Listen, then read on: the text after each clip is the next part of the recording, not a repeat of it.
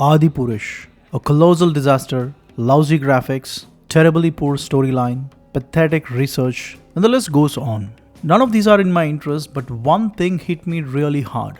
The name of Ram is not given to the lead character. It was given as Raghava. Okay, reasonably understandable that Raghava is also one of the names of Bhagavan Sri Ram, but why Ram was not used? And this cannot be taken lightly, and I'll tell you why. The word Hakenkreuz in German means hooked cross.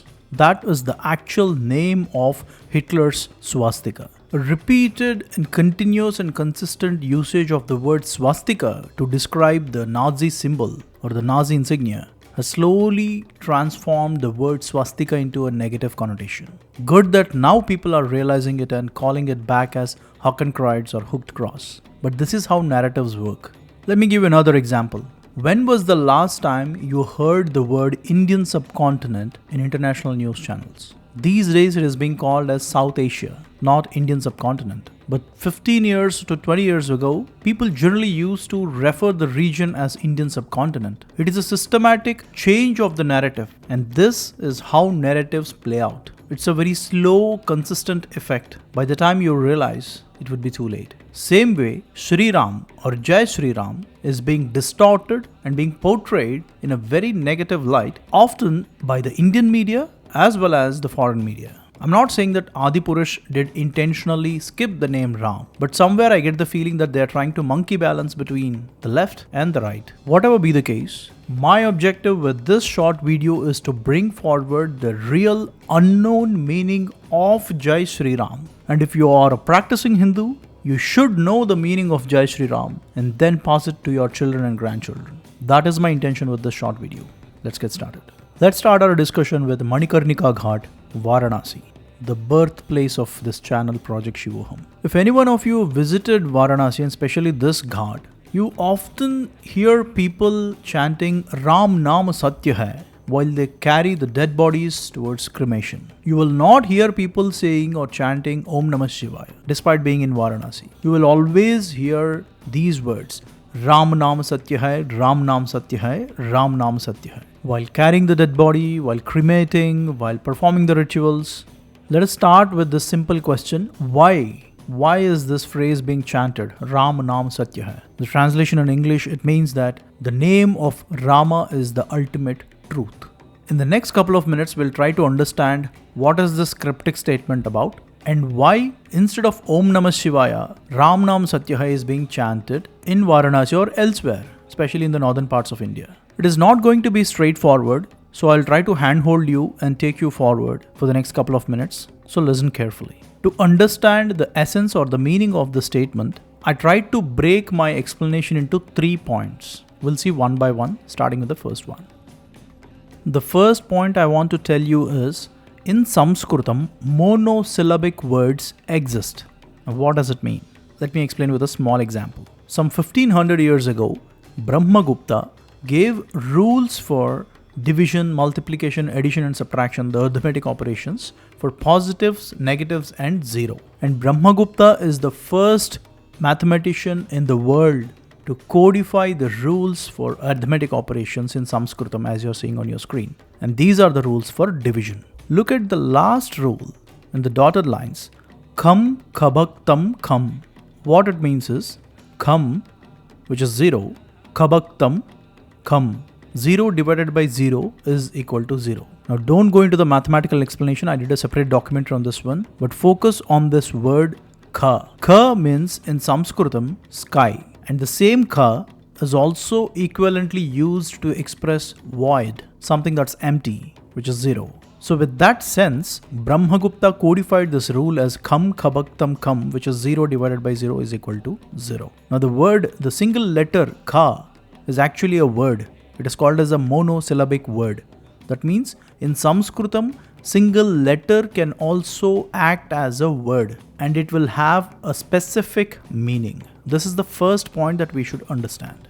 And just to repeat, a monosyllabic word could be like kha, ki, ku. It could be anything, but just one letter. That's what a monosyllabic word is, and there are specific meanings for monosyllabic words in Sanskritam. This is the first point. Let's get on to the second one.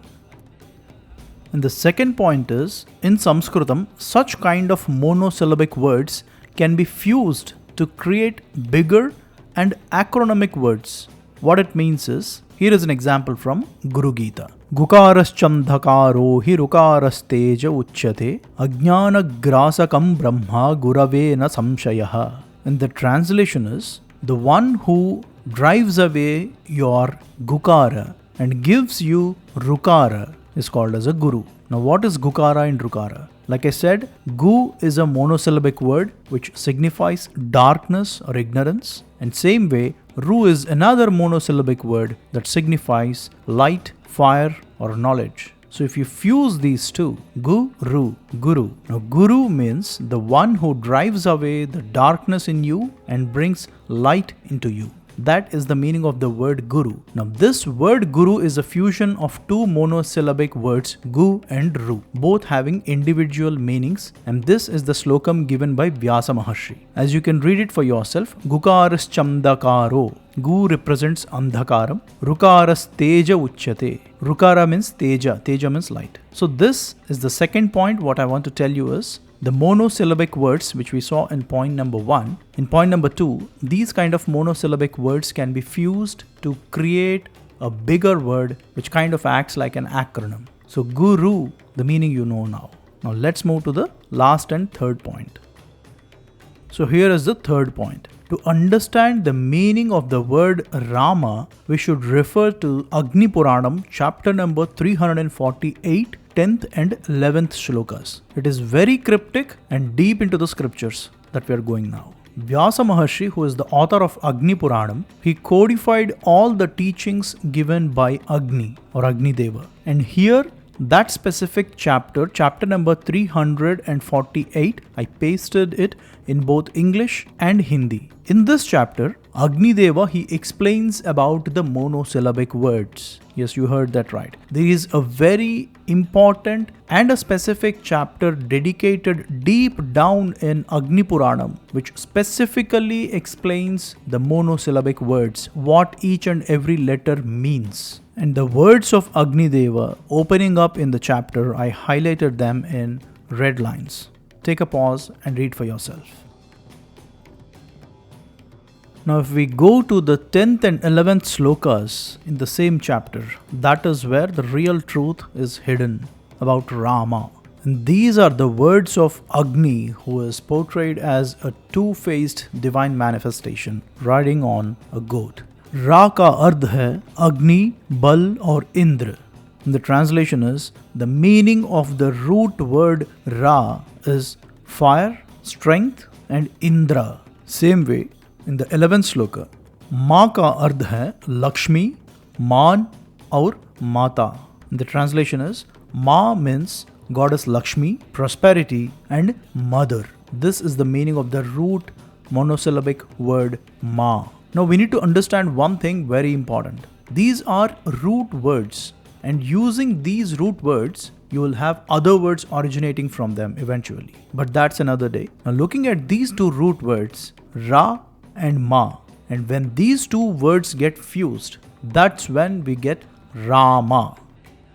So just like how we saw the word Gu and Ru fusing to create Guru, same way here as well, according to Agni Puranam, Ra and Ma holds following meanings. Ra is equal to fire, knowledge, burning, etc. End of something, so to speak. And Ma is equal to mother, birth, progeny, prosperity, Ma Lakshmi, so on and so forth. So when you fuse Ra and Ma, it is like fusing a death and a birth. Now the central principle of Sanatana Dharma is eternal birth and death cycles, Punarjanma. And cutting out from this eternal loop, realizing the Brahman, is called as moksham or moksha. Now this fusion of a death and a birth, the transition from death to birth, is signified with the word Rama. And what's so special with this word Rama is, it is called as Taraka Mantram or Taraka, one that helps cross this transition from a birth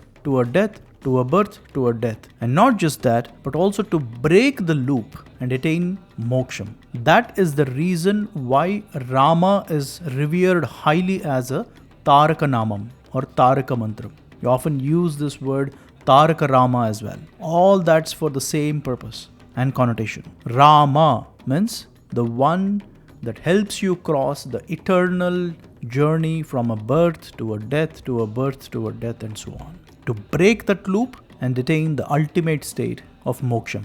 Now this is how deep the spiritual significance and the etymological meaning of the word Rama is. Now that we understood the meaning of the word Rama, what is the meaning of Sri? Look, in Sanskritam, not a single letter would be used without any sense or a meaning. And Shri here has very important spiritual significance and meaning. There are certain Vedic hymns called Sri Suktam, and these are recited in reverence to the Shakti. And Ma Lakshmi is also revered as Shrir Ma, as I highlighted here. So Shri refers to goddess Lakshmi and also used for Ma Sita. So when you say Sri Rama, Sri represents Ma Sita, Rama represents Rama himself, and the philosophical and spiritual significance of the name Rama as a Taraka Nama. Now coming back to where we started, Ram Naam Satya Hai. Why is it chanted in Varanasi, Manikarnika Ghat or anywhere else when someone is passed away? That Atma or soul which ended in one life is about to get transitioned into another life. That death will soon be converted into a birth elsewhere. The death is signified by Ra and the birth is signified with Ma. And that transition from Ra to Ma, in that crossing from Ra to Ma, as a spiritual and emotional support to that Atma, Ram Namam is chanted, and that is the reason people chant Ram Nama Satya Hai. And it is highly revered in Varanasi that anyone is about to die in Varanasi, Bhagavan Shiva himself comes and teaches them how to pronounce Taraka Namam, which is Sri Rama. And that is the reason why Ram Nama Satya Hai is chanted again and again in Varanasi. Now, such a deep spiritual and philosophical significance of Sanatana Dharma. And this is also the reason people often say that the Namam Sri Rama is much greater and pious than Rama himself. And in Adipurush as well we have a line, Tujhse bhi badke tera naam. So it's such a deep spiritual significance that Sri Rama holds. Let us not get this highly revered subject tarnished by the malicious forces. And what's more important is, tomorrow if your child or grandchild comes to you and asks what is the meaning of Sri Rama, we should be able to explain the next generations what the true meaning of Sri Rama is. And I'm not sure if I could explain that in a simple manner, but I tried my best to give the right references. And if you want to know more about it, I would suggest you consult a proper Sanskrit Pandit or a spiritual guru who can explain the real etymological meaning of Sri Rama. Ram Naam Satya Hai. And as always, thanks for watching.